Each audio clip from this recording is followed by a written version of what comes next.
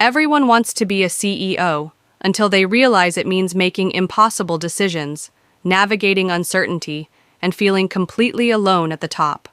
But what if someone who's been through the fire gave you a brutally honest guide to surviving it? This is the hard thing about hard things, and it's not your typical feel-good business book. Welcome back to Speed Reads, the place where we break down the best business books so you can learn faster and smarter. Today's book is written by Ben Horowitz, one of Silicon Valley's most respected entrepreneurs and venture capitalists.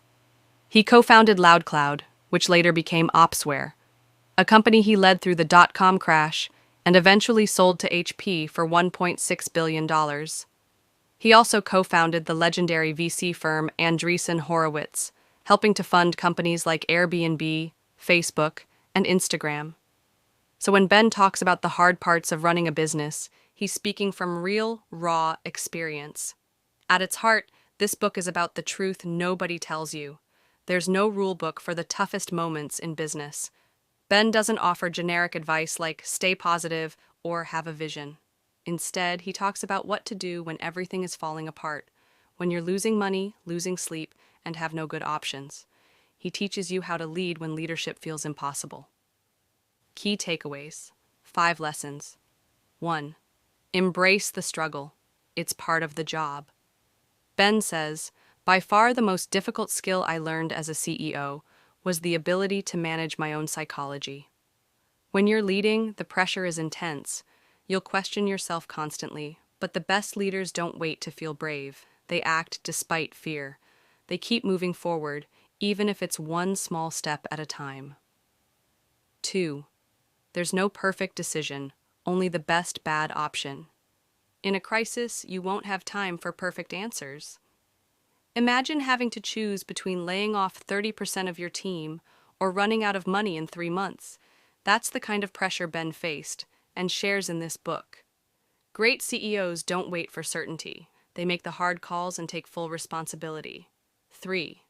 Hire for strength, not lack of weakness. It's tempting to play it safe. Hire people who are well-rounded. But Ben argues that you should look for people with spikes, exceptional skills in one area, even if they have flaws. One amazing marketer or engineer can drive more value than 5 average ones. 4.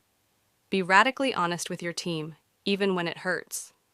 Many leaders try to protect their employees from bad news, but in reality, being vague or overly optimistic creates confusion and distrust. Ben says it's better to tell the truth, clearly and directly. People can handle the truth. They just want to know where things stand. 5. Learn by doing. There's no CEO school. You can read every leadership book out there, but nothing prepares you for the real thing like actually doing the job. Ben emphasizes that you learn by facing problems head-on, by making mistakes, reflecting, and growing. As painful as it is, there's no shortcut. Who should read this book and why?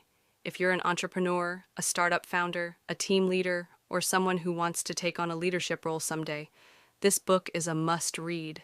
It's raw, practical, and full of real stories from the battlefield. You won't find fluffy motivation here.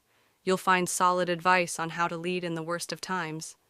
Even if you're not a CEO, this book gives you a deeper understanding of leadership, resilience, and what it takes to build something that lasts. So, if you want a real-world guide to the toughest parts of business, the sleepless nights, the tough calls, the lonely decisions, the hard thing about hard things should be next on your reading list. What's the hardest decision you've ever had to make, at work or in life?